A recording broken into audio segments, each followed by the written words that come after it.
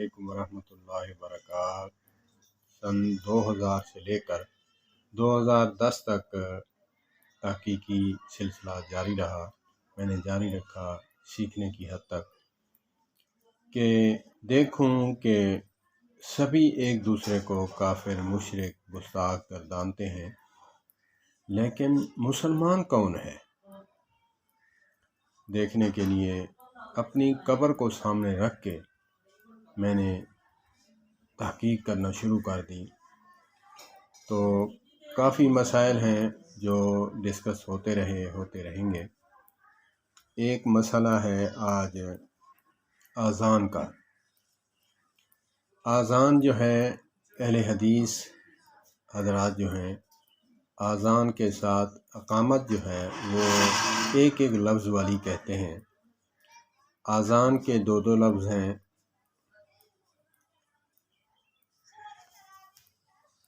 اور اقامت کے جو ہیں دو لفظ ہیں، اقامت کا ایک لفظ، اور جو اذان ہے اس کے دو لفظ اور ایک لفظ اقامت کا۔ اقامت اللہ اکبر اللہ اکبر، اشہد ان لا الہ الا اللہ، اشہد ان محمد رسول اللہ، حی علی الصلاۃ حی علی الفلاح، قد قامت الصلاۃ قد قامت الصلاۃ، اللہ اکبر لا الہ الا اللہ۔ اور اس پہ تحقیق ہوئی کہ میں بھی کہتا رہا کہ حضرت بلال رضی اللہ تعالی عنہ نے جو اذان دی ہے اس کے ساتھ اقامت یہی ہے جو اہل حدیث کہتے ہیں۔ بھائی، جو دوہری اذان والے الفاظ اور اس کے ساتھ دوہری اقامت والے الفاظ یہ کہاں سے ثابت ہیں؟ تو تحقیق کرتے کرتے تو پتہ چلا علماء اہل حدیث نے فرمایا کہ حضرت ابو معذورہ رضی اللہ تعالی عنہ نے دوہری اذان، جسے ترجیح والی اذان کہتے ہیں، اور علمی زبان میں ترجیح والی اذان اور عوامی زبان میں دوہری اذان، تو اس کے ساتھ جو ہے یہ والی جو ہے جو علماء احناف دلواتے ہیں اقامت، وہی کہنی چاہیے۔ کل ہی میں نے کہا کہ میں اس پر ویڈیو بناؤں، اس پہ مثبت پیغام دوں کہ اس پہ اتنا واویلا کھڑا کرنا کہ اس پہ نماز نہیں ہوتی یا پھر اذان نہیں ہوتی، سنت کے خلاف ہے۔ تو کل ہی میں نے ایک عالم دین اہل حدیث ہیں ان سے رابطہ کیا۔ میں نے کہا حضرت، ترجیح والی اذان جو ہے وہ کس طرح ہے اور کیسے دینی ہے، اور اس کا یہ بتائیں کہ یہ متواتر عمل ہے یا پھر کیسے ہے۔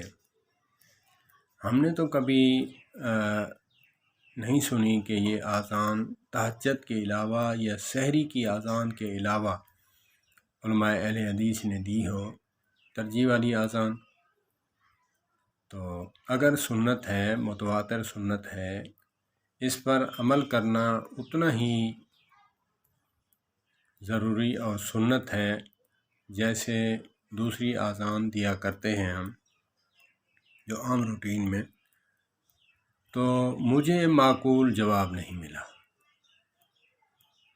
بس سنت ہے جی، آپ نہ فرض ہے، اگر کوئی نہ کہے گا تو گناہ گار نہیں، بس یہ جواب دیا گیا۔ تو اس پہ اکثریت جو ہے میں بحثیں کرتا تھا، تو میں نے کل جب ان سے ڈسکس کی عالم دین سے، مناظر تو نہیں ہے، مجھے وہ راہ دکھاتے جو مجھے لاجواب کر دیتے، لیکن عالم دین ہیں، تدریسی عالم ہیں، انہوں نے کہا کہ اگر اذان یہ دے دیں تو سنت ہے، اس کو برا نہیں کہنا چاہیے، بس اس حد تک۔ میں نے ایک سوال یہ بھی اٹھایا، میں نے کہا اگر سنت ہے تو باقی نمازوں کے اوقات جو ہیں اس وقت بھی یہی اذان دینی چاہیے؟ پھر انہوں نے کہا ہاں یہ بات بھی ٹھیک ہے، دینی چاہیے۔ لیکن میں نے کہا کہ وہ بات ظاہر ہو گئی کہ جیسے علماء احناف فرماتے ہیں کہ یہ اذان تعلیماً تھی، حضرت ابو معذورہ رضی اللہ تعالی عنہ بچپن میں یہ اذان نقل اتارتے تھے حضرت بلال رضی اللہ تعالی عنہ کی۔ تو نبی پاک صلی اللہ علیہ وآلہ وسلم نے دیکھا حضرت ابو معذورہ کو، تو آقا کریم علیہ الصلوۃ والسلام نے فرمایا کہ اسے یہاں لے آؤ میرے پاس۔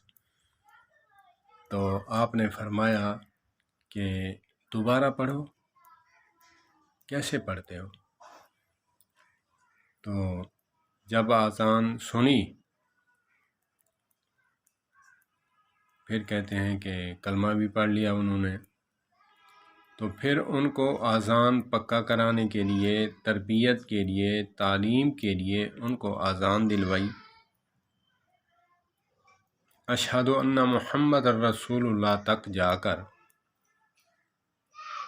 یہ آہستہ الفاظ تھے، دھیمی آواز میں، اللہ اکبر اللہ اکبر، اشہد ان لا الہ الا اللہ، اشہد ان لا الہ الا اللہ، اشہد ان محمد الرسول اللہ، اشہد ان محمد الرسول اللہ۔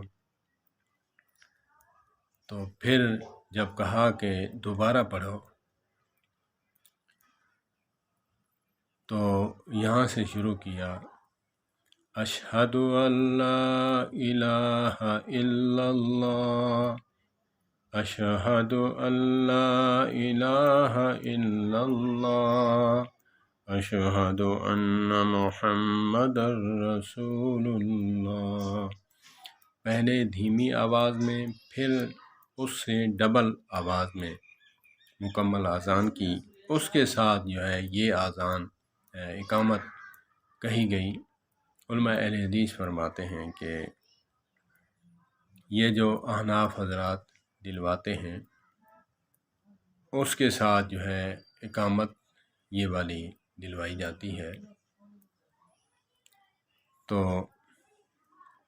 میں نے اس بات کو بغور سوچا، انسان دنیا کے لیے کتنی کوشش کرتا ہے، کتنی تگ و دو کرتا ہے، محنت کرتا ہے، انتھک محنت کرتا ہے کہ میں حاصل کر لوں، لیکن دین کے لیے ہم بالکل نکمے، کھوٹے سکے بن جاتے ہیں۔ ہم نے یہ چھوڑا ہوا ہے کہ یہ علماء کا کام ہے، علماء جانے، ان کا کام جانے۔ تو جیسے میں اگزامپل پیش کروں، جیسے نماز جنازہ سری بھی ہے، جاری بھی ہے، اگر کوئی متواتراً مکمل طور پر ہر وقت سری پڑھتا ہے تو وہ مجرم نہیں، اگرچہ سری بھی پڑھتا ہے اور کبھی کبھی جہراً بھی پڑھ لیتا ہے تعلیم کے لیے کہ لوگوں کو پتہ چلے کہ آقا کریم علیہ الصلوۃ والسلام نے جہراً بھی پڑھا ہے، اور جہری اونچی آواز میں بھی پڑھا ہے، اور دعائیں بھی کون کون سی ہیں، لوگوں کے دل میں تڑپ پیدا ہو کہ نماز جنازہ میں اتنی خوبصورت پیاری دعائیں ہیں، ہمیں بھی یاد کرنی چاہیے، تو ان کو تعلیم کے لیے کہہ سکتا ہے، دے سکتا ہے۔ تو یہ اذان جو ہے، دوہری اذان، ترجیح والی اذان کبھی کبھی دیتے ہیں، علماء احناف کو بھی دینی چاہیے، کیونکہ وہ مانتے تو ہیں کہ حضرت ابو معذورہ رضی اللہ تعالی عنہ نے اذان دیتے تھے، نبی پاک صلی اللہ علیہ وآلہ وسلم کے جو بانگے تھے اذان دینے والے، حضرت بلال رضی اللہ تعالیٰ عنہ، حضرت ابو معذورہ رضی اللہ تعالیٰ عنہ، حضرت ام مکتوم رضی اللہ تعالیٰ عنہ، غالباً چوتھے بھی ہیں، میرے ذہن سے نکل گئے۔ تو مانتے تو وہ بھی ہیں، لیکن اذان کو نہیں مانتے، نہ دلواتے ہیں کہ اس پر عمل کریں۔ یہ بھی سنت ہے، کبھی کبھی اس پر بھی عمل ہو جائے۔ تو اللہ پاک ہمیں دین کی سمجھ عطا فرمائے، علماء کے ساتھ وابستہ رکھے۔ علماء کے ساتھ چلنے سے بہت نفع ہوتے ہیں، اور علماء سے پوچھ کر چلیں اور سیکھیں۔ عمل کی حد تک اللہ پاک مسلک کی تعصب سے بچائے۔ اللہ پاک ہمیں